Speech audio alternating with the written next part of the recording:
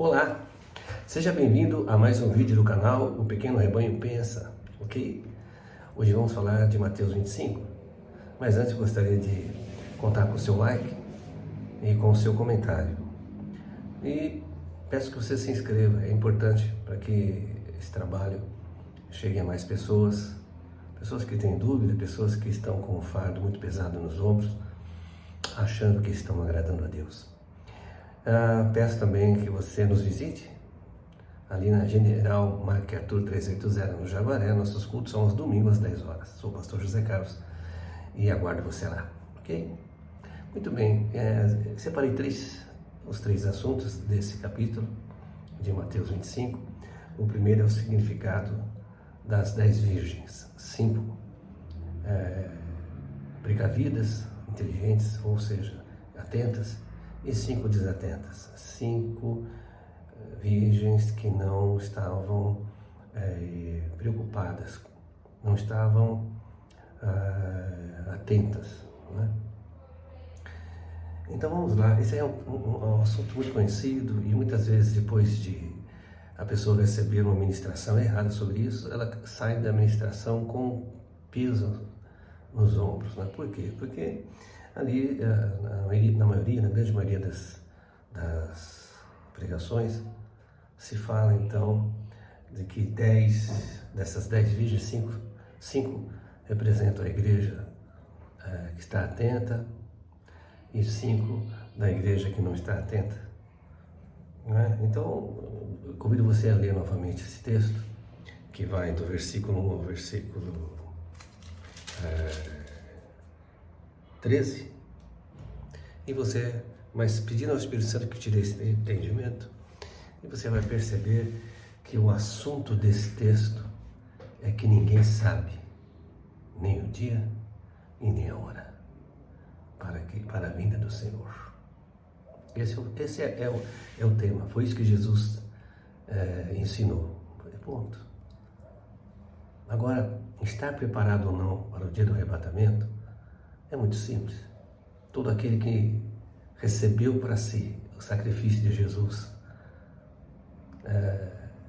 entendendo que Jesus precisou vir por causa do pecado da humanidade e sofreu e morreu para que o preço fosse pago desse pecado, lá conquistado lá em Gênesis, né, quando Adão cometeu a alta traição, né, desobedecendo ao Criador.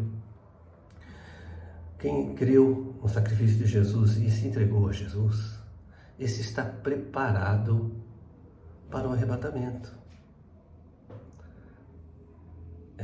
Agora, o dia e a hora, ninguém sabe. Você pode estar perguntando, então por que Jesus deu esse ênfase a essa verdade de que ninguém sabe o dia e a hora? Porque isso soa como um alerta, e é um alerta. Como nós não sabemos nem o dia nem a hora, todos nós temos amigos ou familiares que ainda não são salvos, ainda não entregaram a vida para Jesus. Então, você está esperando o quê? Está esperando mais algum sinal? Leia Mateus 24 e você vai ver que os sinais estão aí. Então, o tempo, a hora, o instante de nós pegarmos salvação é agora. A gente nem sabe, não sabemos o dia nem a hora que o Senhor vai voltar. Tá bom? Então, esse texto é para dizer isso. Nós não sabemos o dia nem a hora. Portanto, vamos ficar atentos para pregar o Evangelho o quanto pudermos. O Evangelho da salvação, única e exclusivamente em Jesus Cristo. Ok? Se você concorda ou não, escreve nos comentários, por favor. O outro tema é os servos úteis e os inúteis. Jesus conta aqui que 2 servos. Tinha um senhor que deu uma quantidade maior para um servo, uma quantidade menor para o outro e ainda uma quantidade menor ainda para o terceiro. Os 2 primeiros multiplicaram o que o seu senhor tinha dado para ele, e o último enterrou, e com isso não teve nenhum lucro para o seu senhor. Este último, além de ficar sem nada, ele é lançado no inferno. Bom, para ser lançado no inferno, esse servo, essa pessoa ao qual o Senhor se refere, não entregou a vida para Jesus. Porque só há um caminho para ser salvo, Jesus Cristo. Não é? Então, ele não entregou a vida para Jesus. Essa é a única maneira que o homem tem de não ir para o céu. Né? É continuar negando Jesus. É continuar não conhecendo Jesus. É continuar negligenciando o sacrifício de Cristo.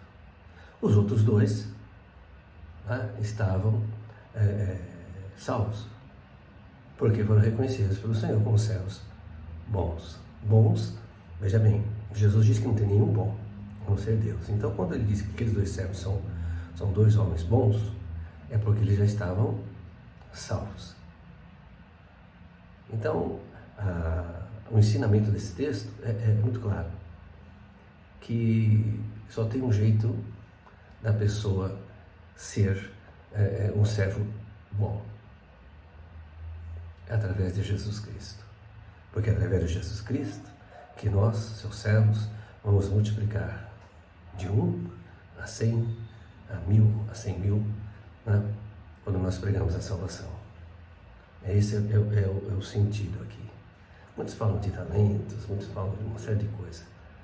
Mas se compararmos com Deus, o Deus maravilhoso, que ama a todos, mas tem o seu plano, e o plano de Deus não pode ser frustrado, você vai entender dessa maneira. Peça ao Espírito Santo para te confirmar esse ensino. E o terceiro é o grande julgamento. Muito bem, o grande julgamento, Jesus se refere aqui a partir do versículo 31 e vai até o 46. Os primeiros versículos dizem assim: quando vier o Filho do Homem na sua majestade e todos os anjos com ele, então se assentará no trono da sua glória. E todas as nações serão reunidas em sua presença, e ele separará um dos outros. Olha só, agora o Senhor fala aqui dos salvos e não salvos. Ele fala: como o pastor separa dos cabritos as ovelhas, e porá as ovelhas à sua direita, e os cabritos, algumas versões traz os bodes, à sua esquerda. O Senhor chama a sua igreja de ovelhas, um pequeno rebanho. E ele dirá então aos que estiverem à sua direita: vinde, benditos de meu Pai, entrai na posse do reino que vos está preparado desde a fundação do mundo. E no versículo 41 está escrito assim: então o rei dirá também aos que estiverem à sua esquerda, da seguinte forma: apartai-vos de mim, malditos, para o fogo eterno preparado para o diabo e seus anjos. Então, nessa segunda leitura, nós vemos que o inferno não foi preparado para o homem. Deus não preparou o inferno para o homem. Deus preparou para o diabo e os anjos que o seguiram na rebelião no céu, né? Mas, infelizmente, o homem, com a natureza caída, após o pecado de Adão, o homem se escolheu, né?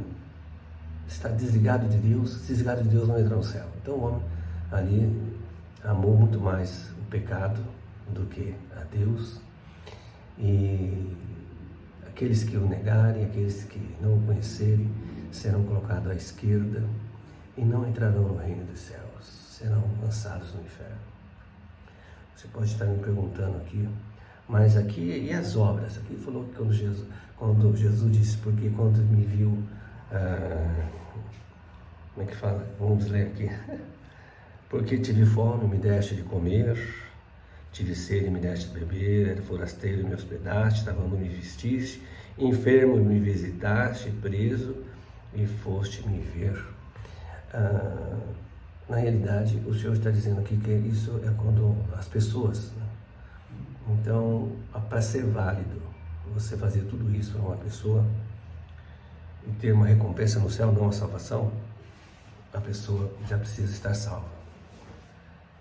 Não é o fazer, não é o fazer que salva, mas é fazer porque está salvo. É isso que Jesus está dizendo aqui. Tá certo? Porque senão a gente não vai combinar com Jesus. Você se lembra nos primeiros vídeos que nós falamos dos alicerces que nós temos que ter na nossa vida cristã, ministerial, primeiro é que só Jesus salva. Nós falamos recentemente também do tempo que nós temos que ver, antes do sacrifício e depois do sacrifício, para podermos entender o que está acontecendo. E aqui, somente os salvos farão, porque são salvos e entrarão no reino dos céus. Quem não é salvo, as boas horas vão servir aqui para a sociedade e talvez para a consciência muitas vezes, mas não serve para entrar no céu, tá bom? Esses são os assuntos que foram abordados hoje neste vídeo. Eu quero orar por você agora, por sua casa, pedir a bênção do Senhor. Feche seus olhos. Eterno Deus, eu creio que o Senhor preparou neste momento, desde sempre, para que essa pessoa assistisse esse vídeo e recebesse do Senhor neste momento a tua bênção. Que essa bênção esteja nesta pessoa, nos seus familiares, em toda essa casa. Que o Senhor o ajude nos seus planos, como um sinal de que o Senhor o ama, de que o Senhor está interessado nele. E que o Senhor o ajude a entender o seu sacrifício, o ajude a ele crer no Senhor e se entregar. Fazendo a oração breve e simples, uma conversa com o Senhor, dizendo: a Ti, Senhor Jesus, eu entrego minha vida, pois eu creio no Senhor, que o Senhor é o meu Senhor e Salvador único e suficiente. Basta isso para você ser salvo. Que assim seja, em nome de Jesus. Amém. Até o próximo vídeo, pessoal. Um grande abraço, até breve.